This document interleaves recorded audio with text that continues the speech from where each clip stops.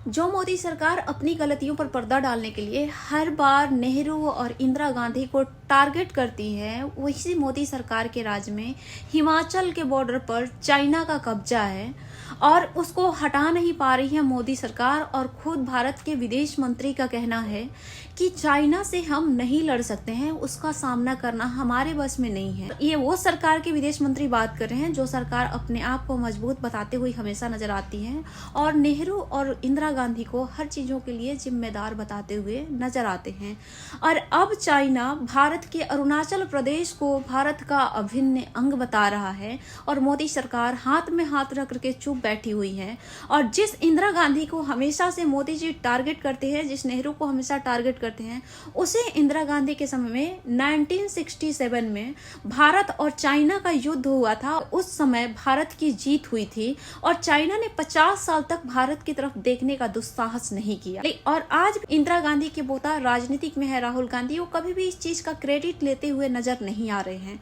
लेकिन जो मोदी सरकार कांग्रेस को और मनमोहन सिंह को भ्रष्टाचार में घेर करके अपनी सरकार बनाई, उसी मोदी सरकार के कार्यकाल में ये सारा काम हो रहा है। और सुब्रमण्यम स्वामी खुद कहते हुए नजर आते हैं एक वीडियो में कि मोदी ने पहले तो हिमाचल के बॉर्डर पर कब्जा किया चाइना और उसके बाद मोदी खुद सिग्नेचर किए उस पेपर पर। यानी चाइना ने जो कब्जा किया था भारत पर, उस पर उन्होंने दस्तखत करके ये साबित कर दिया कि अब ये हिस्सा आपका है। यानी सिंपल सी बात है कि मोदी सरकार लड़ना नहीं चाहती है, मोदी सरकार के पास में उस तरह के हथियार नहीं है और मोदी सरकार चाइना से लड़ने में सक्षम नहीं है, इसलिए उसने दस्तखत करके उस चीजों को साफ कर दिया। ना ये भारत का हिस्सा रहेगा और ना ये कहने के लिए लोगों के पास ऑप्शन रहेगा कि भारत पर चाइना का कब्जा है, इसलिए उन्होंने दस्तखत करके चाइना के हिस्से में ही दे दिया। और अब चाइना अरुणाचल प्रदेश को कह रहा है कि ये भारत का अभिन्न अंग है।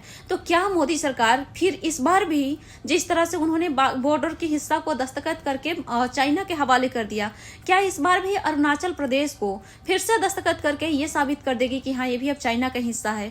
मतलब कुल मिलाकर के अपने आप को मजबूत बनाए रखने के लिए देश के बॉर्डर और देश की सीमा सुरक्षा या देश की हर चीज को वो दांव पे लगाने में तैयार है और जनता को ये बताने में लगी हुई है कि हम देशभक्त हैं। विदेश मंत्री खुद कह रहे हैं कि चाइना का हम मुकाबला नहीं कर सकते, चाइना हमसे अर्थव्यवस्था में काफी आगे है।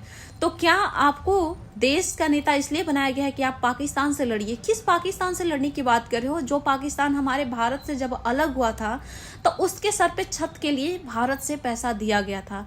आप उस पाकिस्तान से लड़ने के लिए मजबूत हो? क्या ये वजूद है आपका? क्या ये है मजबूत सरकार की पहचान? इतना सारा गलत काम हमारे देश के साथ हो रहा है और फिर भी देश के नेशनल मीडिया डंका पीट पीट करके जनता को बताने में लगी हुई है कि देश सुरक्षित हाथों में है। अगर देश इस तरह से सुरक्षित हाथों में रहेगा तो फिर देश का भविष्य क्या होने वाला है